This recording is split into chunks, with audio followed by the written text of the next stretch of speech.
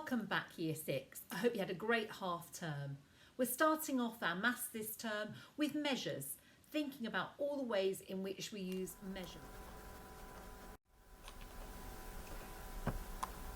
I would like you to get a piece of paper and jot down all the units of measure you can think of. As you can see on the slide, I've put a couple of bits to start you off, but list as many as you can. See how many you can name. I'm sure you found lots of different measures. Now I'd like you to do a definition of length, capacity and mass, and then sort the types of measures you came up with under these category headings. Pause the video while you do so and put it back on after you've finished.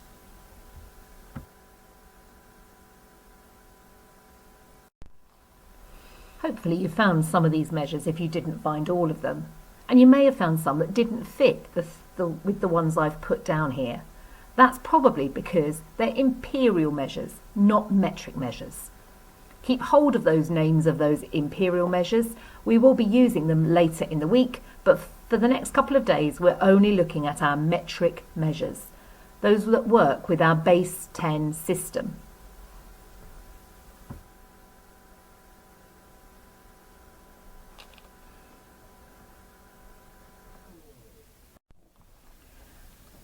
Have a look at this slide and think about what would be the best measure to use for these items.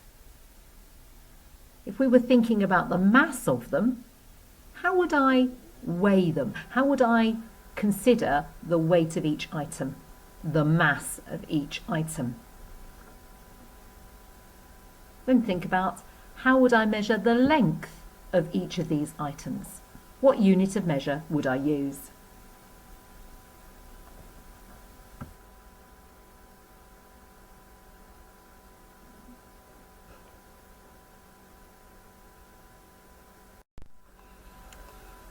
On this slide, I'd like you to consider which unit of capacity would be best to be able to measure the capacity of this big swimming pool, the large bottles of soda, and the capacity of this glass.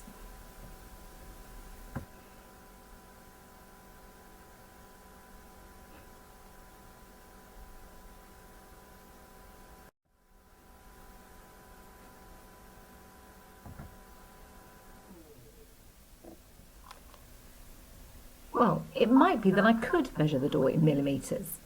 Millimetres are a very small unit of measure, so they allow us to be very accurate. I'm more likely, though, to have used a tape measure that marks off in centimetres. For larger items, I might have used metres, but this door is unlikely to be an exact amount of metres, so I probably would have used a combination of centimetres and millimetres to measure my door.